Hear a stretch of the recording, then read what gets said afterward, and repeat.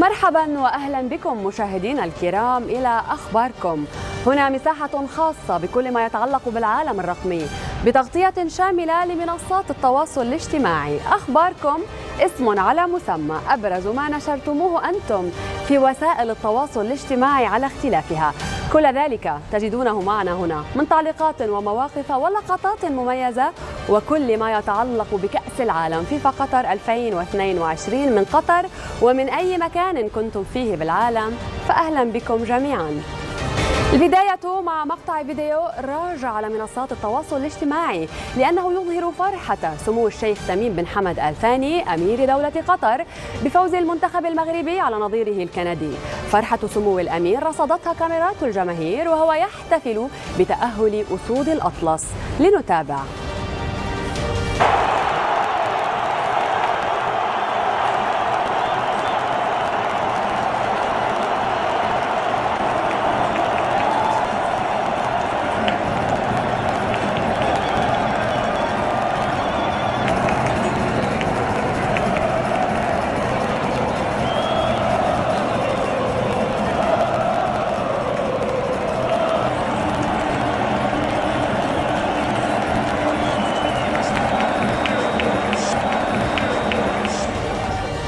من ردود الأفعال المميزة من جانب المنتخب المغربي بعد تأمين الصعود إلى دور ثمن النهائي لكأس العالم ما غرد به حكيم زياش على حسابه الرسمي في إنستغرام.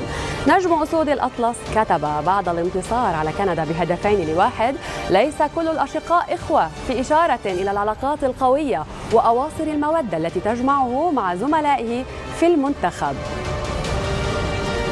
تغريدة باسم العيون كتبت عن فوز المغرب: شكرا للإخوة الأفارقة أيا كانت جنسياتهم، إخوة لم تلدهم لنا أمهاتنا. شكرا لأبناء السنغال، شكرا منتخب السنغال، نحبكم ونقدركم، القلوب مع بعضها. لنتابع.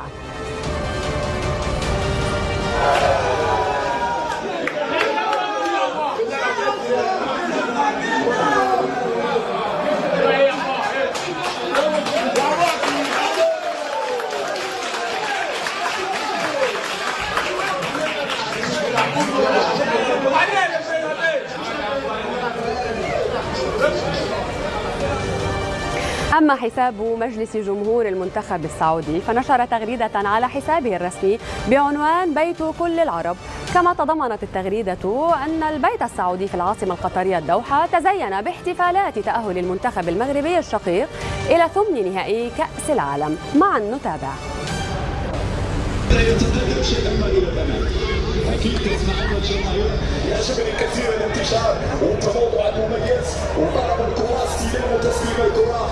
زياش يا زياش، اليوم يومك كما كان بلمسه القريبه امام المنتخب البلجيكي.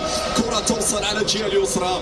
سالم اليتيم اول لاعب مغربي يسجل في نسختين هكذا امام المنتخب البلجيكي. لذلك نكون حذرين ارجوكم حتى نمر بامان. بينما كره في منتصف الميدان. يا سلام،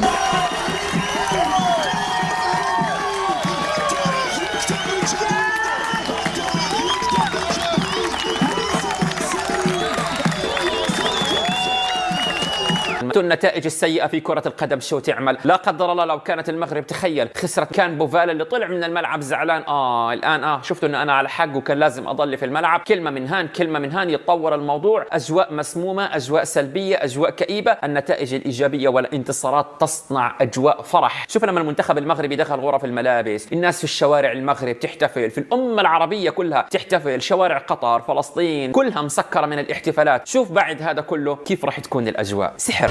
أهلا بكم من جديد. إذا ضيفنا اليوم اليوتيوبر الفلسطيني معتصم زقوط الذي ينضم إلينا من اسطنبول لنتحدث أكثر عن كأس العالم. ما رأيك بأداء المنتخبات العربية وتحديدا المغرب الذي تأهل إلى ثمن النهائي؟ يعني نبدأ من المغرب من قبل البطولة كنا نتكلم هو أفضل منتخب عربي إلى جانب المنتخب الجزائري، غير أنه المنتخب المغربي أكثر جاهزية أو أفضل من حيث العناصر في كافة الخطوط ومستوى الخبرات. هذا من قبل البطولة. وحينما يعني نشرت حلقة فيديو عن توقعاتي لبطولة كأس العالم كان ترشيحي لمنتخب المغرب انه يتاهل للدور الثاني، انما اخطات في موضوع الصداره، كنت اضع في الصداره بلجيكا وليس كرواتيا. انما المغرب يبدو انها عندها خلاص عقد مع كاس العالم ما تتاهل للدور الثاني الا كمتصدر للمجموعه كما حصل في 86. المنتخب المغربي كان ينقص دائما الاجواء الفاميلي والفريندلي والحلوه بين اللاعبين، نشعر دائما في استفزازات، في مشاحنات، حكيم زياش مشكله، عبد الرزاق الحمد الله يطلع من المعسكر التدريبي. الا انه وليد الركراكي كمدرب شاب قريب من سن اللاعبين، يعرف نفسيتهم، يتعرف على ثقافات اللاعبين في جميع سواء المحترفين المحليين او المحترفين في بلاد اوروبا، المولودين في المغرب او المولودين في اوروبا ومعهم جنسيات اوروبيه. عمل اجواء فاميلي. اول شيء اعاد من الاشياء الحلوه اللي عملها انه اعاد حكيم زياش الى صفوف المنتخب المغربي. البعض كمان كان يائس من موضوع اعاده عبد الرزاق الحمد الله، لكنه اعاده، ولم تكن عوده الحمد الله الى المنتخب من منطلق فني بقدر ما هي جو تصالحي واضفاء نوع من الود بين اللاعبين. فتم بصراحه حل المشاكل والمشاحنات الشخصيه والمشاكل بين اللاعب وبين الاتحاد في المغرب. خبرات اللاعبين استفاد منها. حينما نستعرض سكواد فريق المنتخب المغرب بروفايلو، نسمع انديه بايرن ميونخ، اشبيليا، تشيلسي، باريس سان جيرمان. يعني نصير مزراوي كنا نتكلم عنه، لو نصير يحمل الجنسيه الالمانيه مثلا، طب ما هو يروح يلعب في منتخب المانيا يتم استدعائه عشان يلعب بجانب احسن لاعبي العالم. لو كذلك حكيم زياش استدعاء منتخب، يعني مع امكانيه يلعب مع منتخب هولندا، يستدعوا حكيم زياش. احنا نتكلم عن لاعبين خبرات. وما حصل امام كندا من ارتجال شخصي للاعبين في اداره وقت المباراه يثبت ان احنا امام لاعبين يعرفوا يتحكموا في رتم المباريات ومستفيدين جدا من الخبرات الطويله والعريضه اللي معهم في انديتهم الاوروبيه، اللي زي حكيم زياش كم مباراه في دوري ابطال اوروبا لعب. حكيم زياش خاض نهائي دوري ابطال اوروبا، حكيم زياش وصل لنصف نهائي دوري ابطال اوروبا مع اياكس. فاحنا بنتكلم امام خبرات، الدكه ممتازه وجاهزه، العامل البدني ممتاز، التضحيه البدنيه كثير ممتازه. يعني لاعب زي نصير مزراوي يلعب ظهير يمين في بايرن ميونخ، وهو مركزه الظهير اليمين طول عمره، فجاه المدرب يحكي له انا بدي منك تلعب ظهير يسار، لكنه تنازل عن الأنا وما حكاش لا أنا ممكن أفشل في هذا ويتحفل علي وممكن أخسر شعبيتي وممكن أشيل الليلة كلها لو أنا كنت سيء، إلا إنه تنازل. حكيم زياش، من متى حكيم زياش؟ أنا في آياكس ما شفت حكيم زياش يدافع، شفته اليوم مع منتخب المغرب. في نوع من التضحية عند اللاعبين. هذا بالنسبة للمنتخب المغربي أنا مش متفاجئ، هذا المتأمل والمتوقع منه.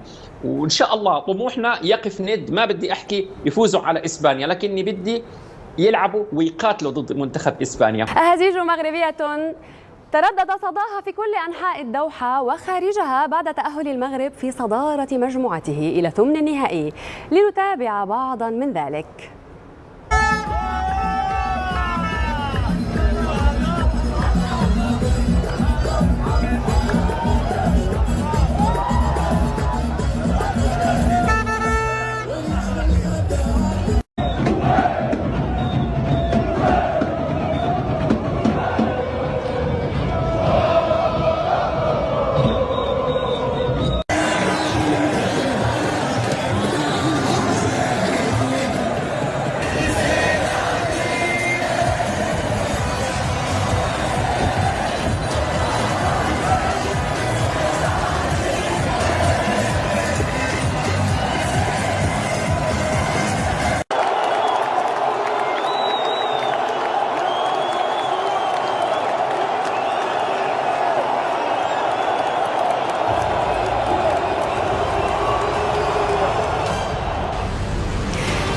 نكون وصلنا إلى ختام أخباركم. لا تنسوا المشاركة معنا دائما بتعليقات ولقطات مميزة عن كأس العالم.